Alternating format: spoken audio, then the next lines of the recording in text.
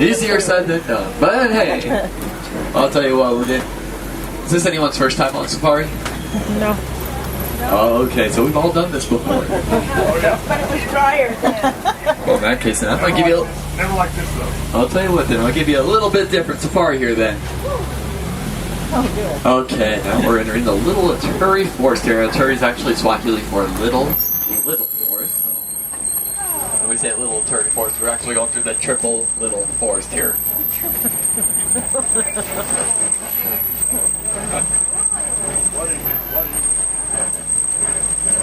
Okay, landscaping obviously. Great place to find some of these more reclusive animals like the okapi there on the right hand side. Long neck. Brownish animal, black and white stripes just like the zebra. It was actually thought to be related to the zebra because they weren't discovered until 1901 by the Western world. Now it turns out their only living relative is the giraffe. Interesting thing about the okapi is they weren't even caught on photo or live camera until September of 2007 in the wild. Pull up here just a little bit further. I'm going to give you a chance to snap a photo. Now they do have a long neck and a long tongue. That tongue does measure to about 18 inches long. It is ideal for stripping leaves off of branches. And when it comes time to groom, they'll actually be able to stick their tongue out and lick the inside of their ears.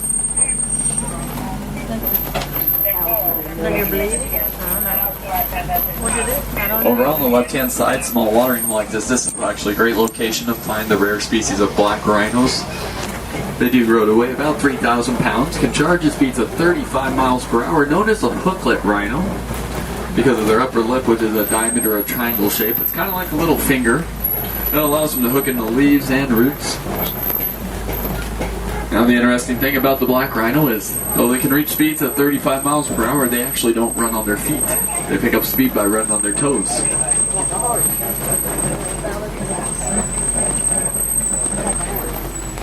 Now since this isn't necessarily the traditional safari, if you have any questions anytime, just let me know. I'll be happy to answer them for them to the best of my ability. Which are the birds you don't want to have here? Which is a what? Which birds do you not want to have here? Do I not want to hear? Which ones aren't supposed to be here? Yeah. The majority of them. Especially all those black ones. What are the black ones?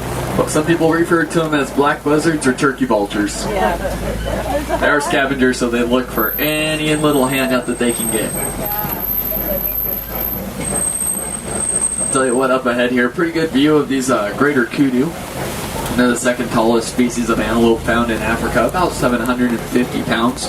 Right here on the right-hand side, there's a saddle-billed stork. This is the female saddle-billed stork, while her mate is right over here on the left-hand side.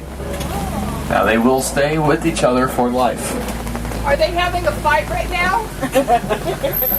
Apparently he's in trouble, I don't know. They do stand about 5 feet tall though. They can have wing spreads up to 9 feet.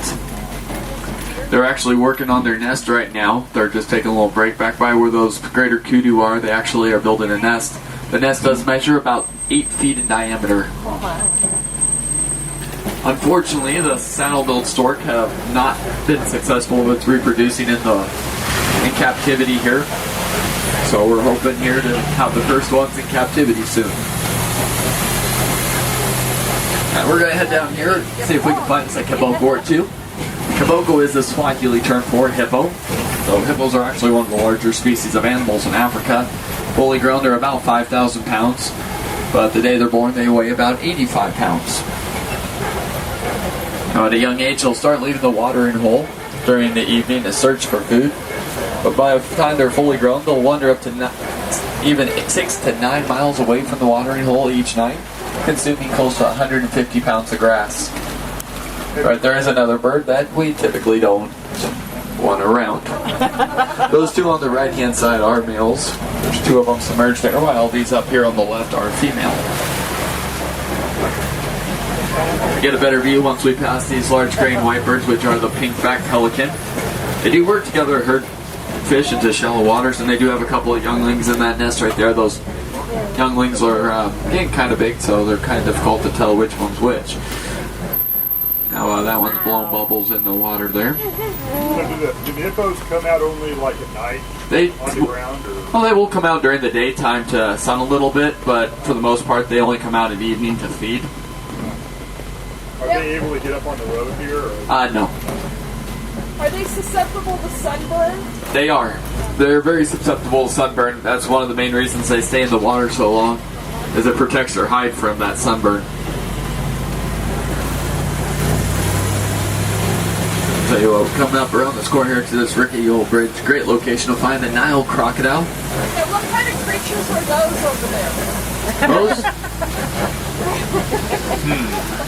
The two-legged kind. Yeah. I think that would be, what are they called? I don't know, they're related to the ape, but... Yeah, babe, look how big he is. He's waiting for a pumpkin to fall in the water. Yeah. I think so, actually. Well, we're going to head over towards the savannah here. I want to point out something to you. It's pretty cool. It's a 100% genuine Disney baobab tree. I love the Disney trees. The baobab trees, they grow to be about 2,000 years old. They go about 9 months a year without any leaves. They look just like this one up here on the right-hand side, known as the upside-down tree as well.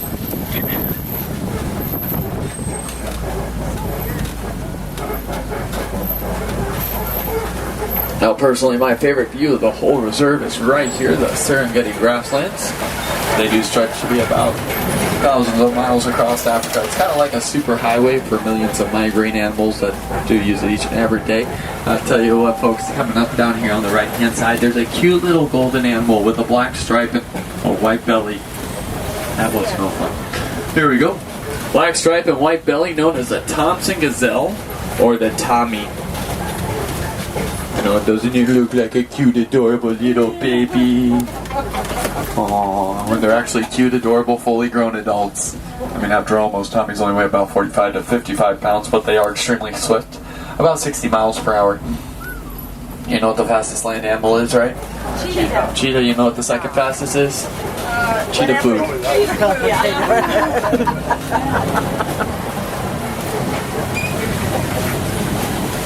Even out here, animals do blend in quite well, though. Is there an animal anybody really wants to see over the next 2 weeks here? Baby red. Baby red. Baby red's got kind of big now. Oh, is he?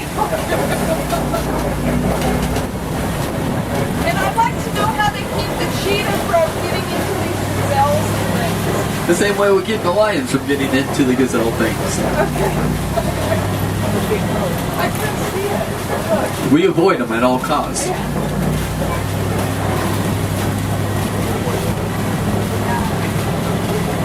Taller mounts, kind of cone funnel shaped. They are termite mounts. Hard as concrete. They're one of the favorite scratching posts for elephants and giraffes.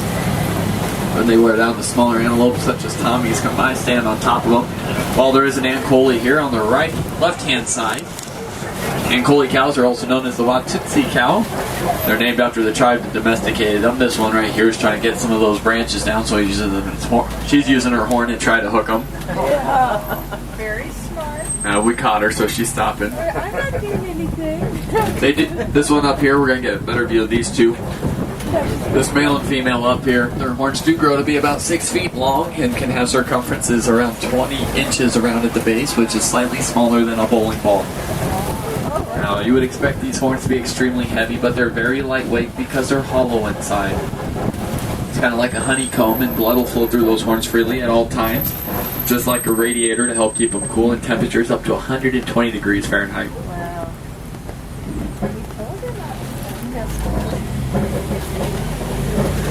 Also coming up ahead off to the left-hand side is a reticulated giraffe, and it's named from the Latin word reticulata, meaning net-like.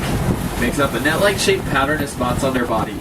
Now they do grow to be about 20 feet tall, weighing around 2,500 pounds. Now most people believe the word giraffe to come from Africa. It's actually from the old Arabic language, meaning one who walks most graceful.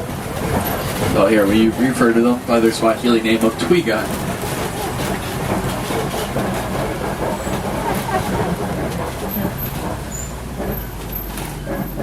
That's a great view right there. You can see the little Tommies off on the right-hand side, going back in between the trees, while the grayish animals are the white-bearded wildebeest. They too are another species of antelope that have been known to migrate in herds of 1.5 million and more each year across Africa. They are the favorite prey for lions. They're also commonly known as the gnu, spelled GNU. It's a mimic of the grunt. Those some more giraffes up ahead. They appear to be babies, but they're not. They're fully grown. These are Maasai giraffes. They're a relatively smaller species, so they can grow up to 19 feet tall. They tend to only average about 14 to 16 feet. Now there is a reticulated up there in the tree line, so you can see the difference in not only size but the shape of pattern of spots. The Maasais don't actually have a net-like shaped pattern of spots, more of an oak leaf pattern. Did the giraffe lay down? They do lay down. They're most vulnerable at that time, but a giraffe only spends 30 minutes a day sleeping. They spend the rest of the time grazing when they are ruminant animals, so they'll actually eat their food, swallow it, kind of regurgitate it, and do it again about 4 times a day. So they do spend the most of their days actually eating.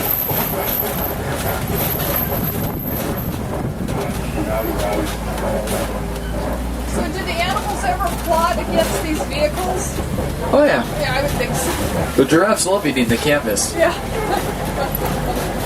Or stopping a truck. Yeah. It's always great. That's why each safari is always different. Right up ahead here, you're going to get a great view of a bull elephant. Elephants are the largest land animal in the world, fully grown. They're about 17,000 pounds. So the monkey point right here, you can see they're having fun with their pumpkins. Oh my God. Mandrills are the largest species of monkey, and if you look at that first one, it has a little baby attached to it. Fully grown, they are about 100 pounds. They do got the big blue nose, red stripe down the middle, just like Rafiki. See, I told you, they really like their pumpkins. Yeah. I didn't know pumpkins were native to Africa. They're not. Happy Halloween. Yeah. Every animal gets a pumpkin for Halloween. Oh. So they really like their pumpkins. So does this bull elephant knock down trees? From time to time. We've seen them pick up branches before, twirl them in the air, and drop them again. You know, we can't have a safari without some music here, so I gotta turn the radio on to do the whole sing-along. It's actually a great song. It's been on the top 40 for the last 13 years here in Harambe. And if you don't know the words, that's okay too. Just make words up. Just make words up.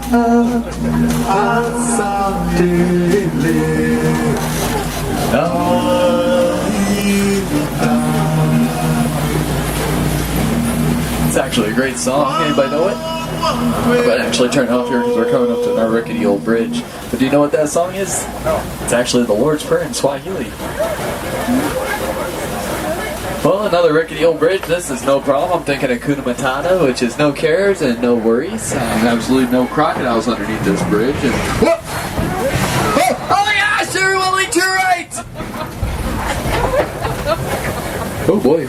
Well, I'll tell you, I'm off the bridge, but now that you are too, I think we can continue our safari. And from time to time, a Punda Mila may wander by on the left. That's actually Swahili for zebra, but I don't see any, so chances are they've gotten ahead of us here as we are coming up to the red clay pits here. It's a great location to find elephants because they'll actually gouge at this red clay and chew on it. It gives them lots of minerals they don't get in their everyday diet, kind of like this one here on the left-hand side. Is that baby red? Is that baby red? Baby red's a little bit bigger than that now. Really? Oh, I was Well, elephants do constantly flap their ears as a way to keep cool because their ears are outlined in blood veins and blood vessels. So by flapping their ears, they can actually lower their blood temperature by about 2 degrees. They also throw sand, dirt, mud, water, any kind of muck they can on their back as a way to protect themselves from sunburn. They do have extremely sensitive skin. Now, if you missed a picture of the baobab tree, don't worry. 2 more on the right. One once you go home disappointed. One on the left, the gigantic baobab tree, and some more elephants.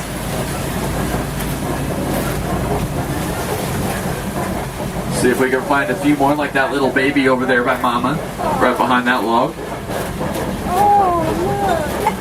Baby elephants do weigh about 300 pounds the day they're born.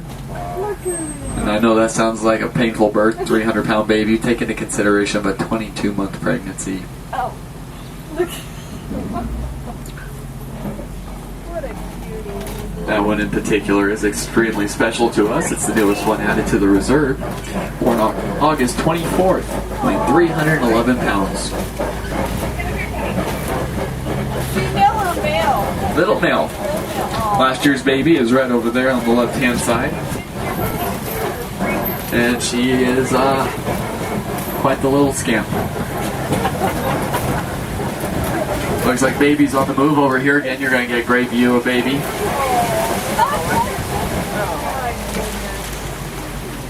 We're thinking about climbing the rocks right now. Nope, we're going to roll around instead. Oh, we're rolling. We're rolling. We're rolling. Also coming up here on the left-hand side, some greater flamingos. They are the lightest color of the species. The color comes from their diet of tiny brine shrimp, other water creatures with a high level of carotene that turns their feathers that light pink. All these flamingos in here are greater flamingos with the exception of one. Throughout the park, different species of flamingos do exist. And up in the front of the main entrance, there was a lesser flamingo, and well, the mother would take care of the egg, so they thought they'd try something out, brought it back here, and it's being raised by one of the greater flamingo mothers.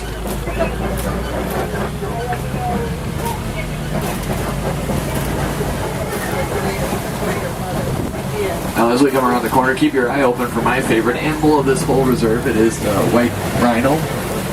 Much larger and much less aggressive than the black rhino. It can weigh as much as 5,500 pounds, still reach that speed of 35 miles per hour. Over here on the left-hand side, two ostriches up on that hill. They are known as the Mabuni, the largest bird in the world, yet completely flightless, so they rely on speeds of 40 miles per hour. Looks like three rhinos over here on the left-hand side, and this is really a great view of them.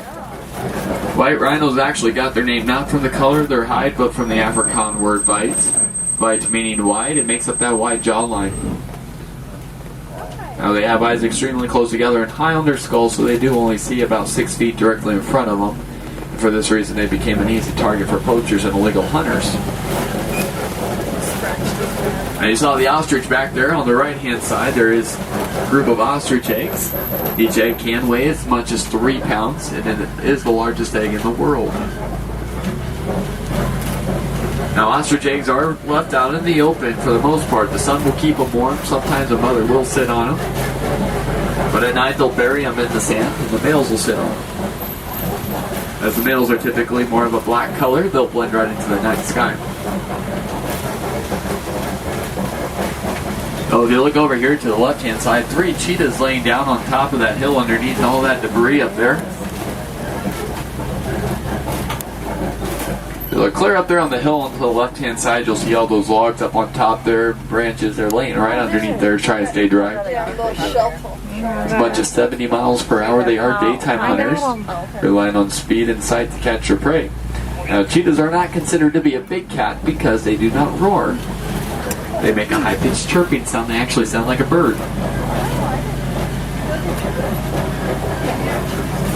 Oh, if you look up ahead there, a large group of rocks on top of a hill known as a kopie. It's home to the bigger cats such as the lion. And lions absolutely love the kopies because they can view over the area for any potential prey that may happen to wander by. Unfortunately for all of us, they do remain inactive up to 20 hours a day. Whether it's lying around on a rock sunning themselves or taking a cat nap under a tree, when it comes time to hunt, the females hunt for the pride and males stay back taking care of the cubs. Just out of curiosity, anybody know the Swahili word for lion? Simba. It is Simba. What's Swahili for lioness then? Simba-S. Simba-S. I've heard Simba-S, I've heard Nala, I've heard Mrs. Simba. It is close, it is a trick question, it's still Simba. Females do hunt for the pride because they're quicker and more agile than the males. They only weigh about 400 pounds and stretch about 5 feet long from nose to tip of the tail. Where a male lion is about 550, stretching about 8 feet long. It's very fortunate for the bok-to-bok there on the right. They are the brownish animal with the white hindquarters and white stockings. Bok-to-bok are completely extinct in the wild, so they are only found on protected reserves to this day. There is a crossbreed known as the blessed bok, which is more common. But as far as purebred bok-to-bok, they are hard to come by. Now, I don't know if anybody noticed that flamingo island back there. When we saw the greater flamingos, largest hidden Mickey you'll find anywhere in the park. But if you look up here on the right hand side, that top rock slanted, that's Donald Duck's hat. Take a look at the head. Also, there's a lioness right there behind that rock. I'm going to pull up a little bit further, see if you can see her. She's just kind of playing peekaboo with her head there.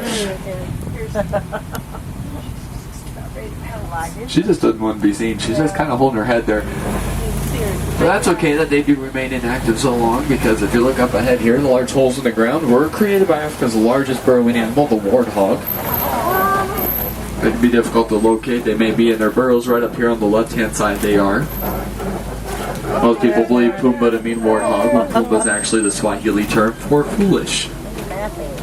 Though they do have long, sharp tusks, which are great for digging, it's actually the bottom tusk, known as eye teeth, that you gotta watch out for. So they're pretty aggressive in the wild?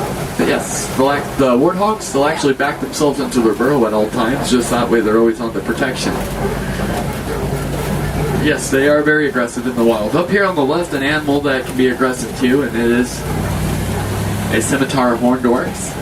The scimitar horned oryx do get their name from the scimitar sword of the Middle East, as their horns do resemble them. And those horns can grow up to 90 inches in length. They can go 7 days at a time without taking a drink of water. Yeah, are these extinct in the wild too? No. They're a little more common here. Now, what would safari be without our traditional poacher scene here? And obviously it says safari on Moto. Moto is hot there, and safari is dangerous, so we're actually getting to a little bit of a dangerous area here. Oh, let's see if we can find that little red for you. We're coming around the corner here. We are coming up to Magadi Gorge. Oh, the spa section. Oh yes, Magadi Gorge is known for its geysers and all the steam coming up out of the ground. We're going to go ahead and continue on up here. Coming up to a poacher's camp here. You see the long tusk and the ivory everywhere. And with the fire still going, I think we just missed them here. We're going to continue on. As it looks like a warden's jeep up ahead here, and oh, look at this. Looks like Little Red right there.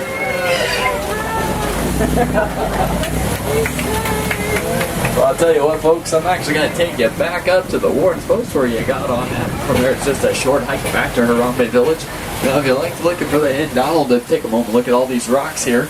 All these waterfalls are actually outlines of elephants' heads. Especially this one in particular. It's been a little difficult to see, but definitely worth trying to find them.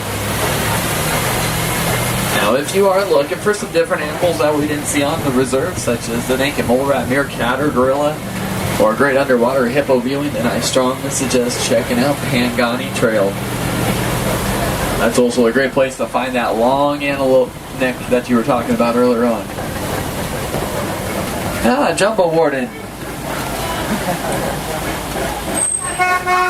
Now, if you're looking for animals such as the tiger, and you're not that far away, all you have to do is go down the main street of Harambe, and right before you get to the bridge, hang a left, go about 3,000 miles over to Asia, to the Maharaja Jungle Trek, which is actually home to the tigers, fruit bats, kimono dragons, and many other species of animals as well.